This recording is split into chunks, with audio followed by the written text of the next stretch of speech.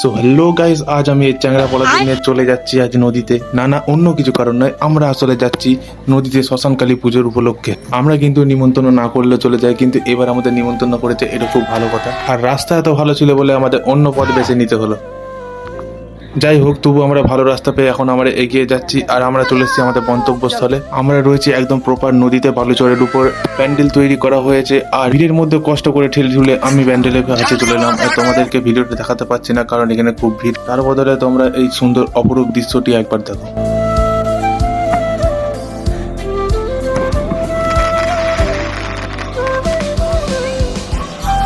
বহু যুদ্ধ করার পর আমরা এখন প্রসাদের জন্য বসে পড়েছি। আর এই ছেলেটাকে দেখো, বিনা নিমন্ত্রণে চলে এসেছে। कौन है ये लोग? খাবার এত ঠান্ডা ছিল যে মুখে দিতেই মুখে চলে গেল। আমরা এখন ঠান্ডা প্রসাদ খেয়ে হাত মুখ পুড়িয়ে বাড়ি যাচ্ছি। আর তোমরা অবশ্যই লাইক এন্ড সাবস্ক্রাইব করে দিও।